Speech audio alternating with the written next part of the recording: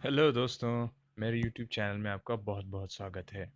पिछले पार्ट में मैंने बताया था कि वेल्डिंग स्टैंडर्ड को किस तरह इंटरप्रेट करना है, और मैंने दो स्टैंडर्ड का कंपैरिजन आपको बताया था। एक था AWS और दूसरा था ISO, अमेरिकन वेल्डिंग सोसाइटी, और दूसरी थी ISO, इंटरनेशनल स्टैंडर्ड ऑर्गेनाइजेशन।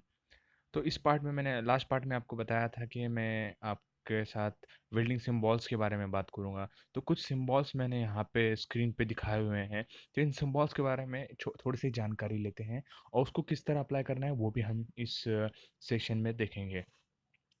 पहला, अगर आप डायग्राम देखोगे तो ये है फिलेट वेल्ड।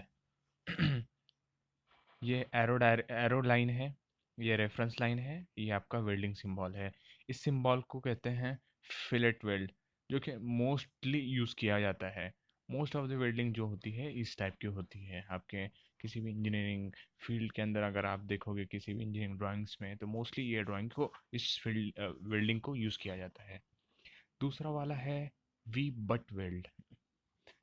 ये जो होता है वी टाइप का गैप होता है, उसके अंदर इस टाइप की वेल्डिंग को फिल किया जाता है, इसको कहते हैं V butt weld. Third type आप देख रहे होंगे फ्लेयर बट वेल्ड। ये बेसिकली आपके जब एजेस जो होते हैं वो जब जॉइन होने वाले होते हैं, तो वो जो कर्व्ड शेप तैयार हो जाता है उनको जॉइन करने के बाद, तो इस तरह की वेल्ड को देना ज़रूरी हो जाता है। Square butt weld.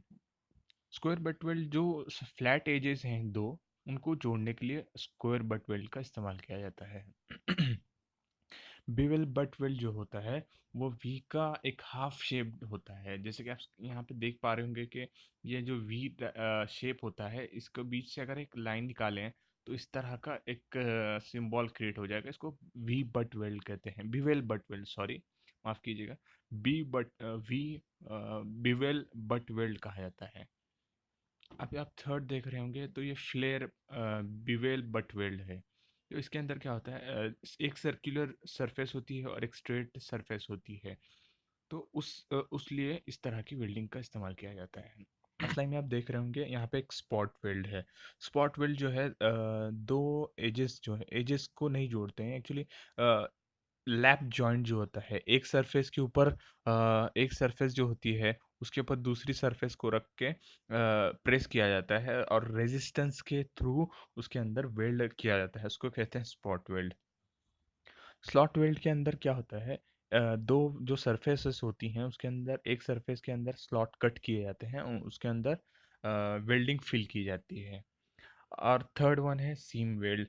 सीम वेल्ड जो होती है वो सिमिलर टू स्पॉट वेल्ड ही होती है, लेकिन कंटिन्यूस वेल्ड्स होते हैं। स्पॉट वेल्ड के अंदर एक एक सिंगल सिंगल स्पॉट जो होता है वो लगाया जाता है, लेकिन सीम वेल्ड में क्या होता है, थोड़े थोड़े डिस्टेंस के ऊपर कंटिन्यूस स्पॉट वेल्ड्स दिए जाते हैं। तो ये similar kind of spot weld आप कह सकते हैं, रेजिस्टेंट वेल्ड के अंदर ही इसको काउंट किया जाता है।